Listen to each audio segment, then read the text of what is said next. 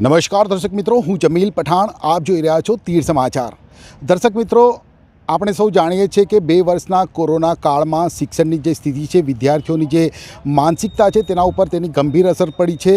અને હવે જ્યારે કોરોના કાળ સમાપ્તિના આરે છે અને બીજી તરફ ઓફલાઈન પરીક્ષાઓ શરૂ થઈ છે, ત્યારે આપણા દેશના પ્રધાનમંત્રી નરેન્દ્ર મોદી 1લી તારીખે દેશના જે વિદ્યાર્થીઓ છે તેમની સાથે પરીક્ષા પે ચર્ચા વિષય ઉપર ચર્ચા કરવાના છે, તેમને પ્રોત્સાહિત કરવાના છે, તેમનું મનોબળ વધારવા માટે તે આ ખાસ કાર્યક્રમ તેમના દ્વારા કરવામાં આવનાર છે.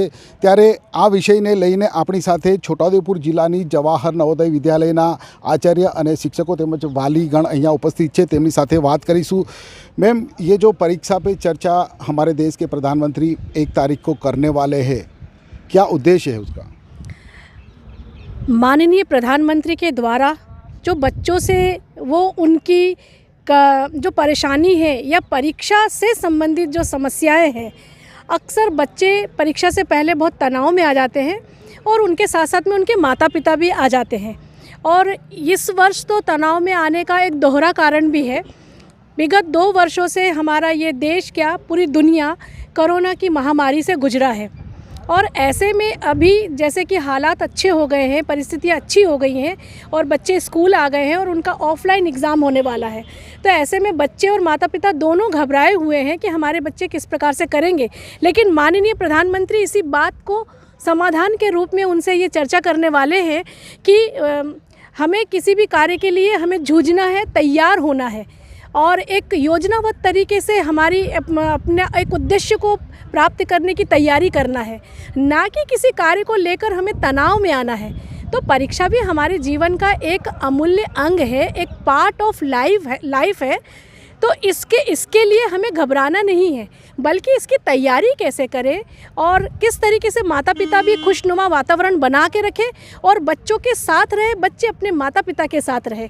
तो शिक्षण संस्थान और समाज सबकी जिम्मेदारी बनती है कि भावी नागरिकों को तनाव मुक्त रखे, स्ट्रेस फ्री रखे. यही हमारे प्रधानमंत्री जी का भी उद्देश्य है. जी मैम, प्रधानमंत्री जी का एक ये भी उद्देश्य है कि आफत को अवसर बनाना चाहिए. परीक्षा है, एग्ज़ाम को एक पर्व के तौर पे मनाना चाहिए, उसके बारे में क्या कहेंगे? हाँ, जैसे कि भारत तो वैसे भी पर्वों का देश है और भारत में जो पर्व है वो विविधता में भरा हुआ पर्व है. ऐसे में कोई भी अगर पर्व होते हैं जिसकी तैयारी कई दिनों से बहुत उत्साह के साथ की जाती है, तो परीक्षा भी हर बच्चे के बालक के जीवन का एक पर्व ही है. यदि हम इसको इस तरीके से लेते हैं तो उसमें उत्साह होती है, उसमें एक योजना होती है, कार्य करने की रुचि होती है. माननीय प्रधानमंत्री भी इसी बात को इंगित करने वाले हैं और वो ये बताना चाहते हैं कि हमारा हर जीवन का हर क्षण एक महोत्सव है. तो परीक्षा भी हमारे लिए महोत्सव होना चाहिए. अगर महोत्सव है तो खुशी है, अगर खुशी है तो शरीर में ऊर्जा है, हमारा जो दिमाग है वो दुरुस्त है. और बस दुरुस्त दिमाग से यदि हम कोई कार्य करें, चाहे माता पिता हो या उनके पालक हों, बाल्य हों, बालक हों, तो सभी लोग अगर चिंता मुक्त रहेंगे तो कार्य सफल होंगे. मैम, आपका नाम और डेजिग्नेशन? मैं श्रीमती शेफाली सिंह, प्रिंसिपल जवाहर नवोदय विद्यालय, जिला छोटाउदेपुर, गुजरात से. તો ખૂબ જ સરસ તેમણે કહ્યું કે પરીક્ષા જે છે આફતને અવસર એટલે કે એક પર્વ તરીકે આપણે તેની તૈયારી કરવી જોઈએ અને ઉત્સાહ સાથે કરવી જોઈએ. આપણી સાથે अन्य एक जवाहर नवोदयના शिक्षिका बहन છે. तीर समाचार में आपका स्वागत है. क्या कहेंगे इस परीक्षा पे चर्चा के मुद्दे को लेकर?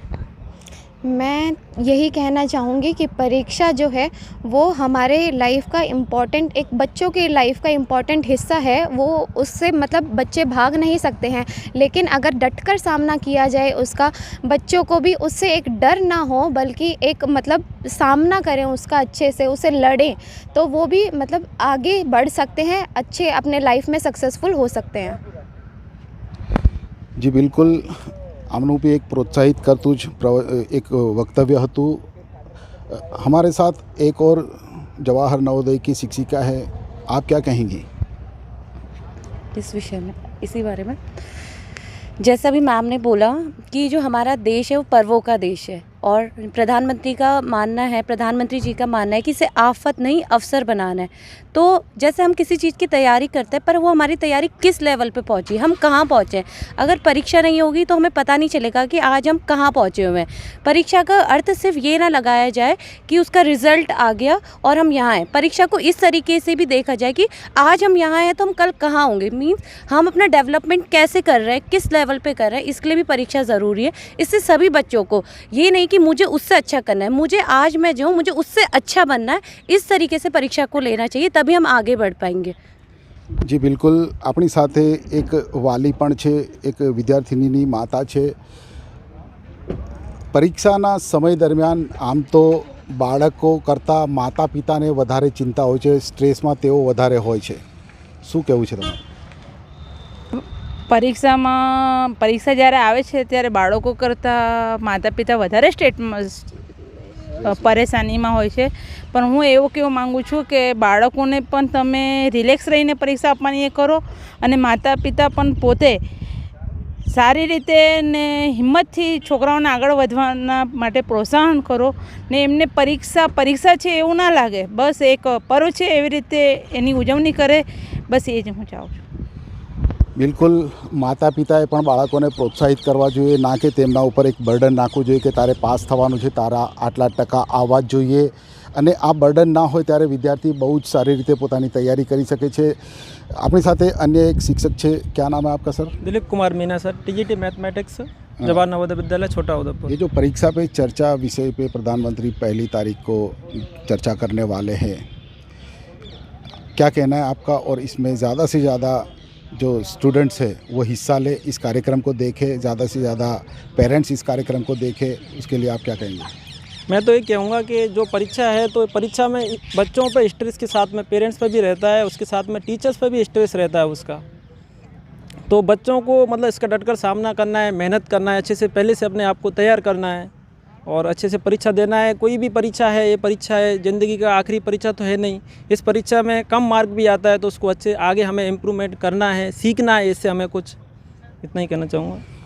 तो ચોક્કસથી આપણે જવાહર નવોદયના આચાર્ય અને તેમના શિક્ષકો પાસેથી આજે 1 તારીખે પ્રધાનમંત્રી પરીક્ષા પે ચર્ચા કાર્યક્રમ અંતર્ગત વિદ્યાર્થીઓની સાથે રૂબરૂ થવાના છે, તેમને પ્રોત્સાહિત કરવાના છે, તેમનું મનોબળ વધારવાના છે. ત્યારે હું અનુરોધ કરું છું આપણા ગુજરાતના તમામ વિદ્યાર્થીઓને કે તેઓ આ કાર્યક્રમને નિહાળે, કે જેથી કરીને પ્રધાનમંત્રી જે તમારી અંદર એક આત્મવિશ્વાસ વધારવા માટે તેમનું જે પ્રેરણા સ્ત્રોત પ્રવચન છે તે તમે સાંભળી શકો અને તેને લઈને આગામી પરીક્ષામાં તમે સફળ થઈ શકો. ધન્યવાદ. છોટાઉદેપુર સહિત રાજ્ય, દેશ અને દુનિયાના સમાચાર જોવા માટે સબસ્ક્રાઈબ કરો તીર સમાચાર અને બેલ આઇકોન જરૂર દબાવો.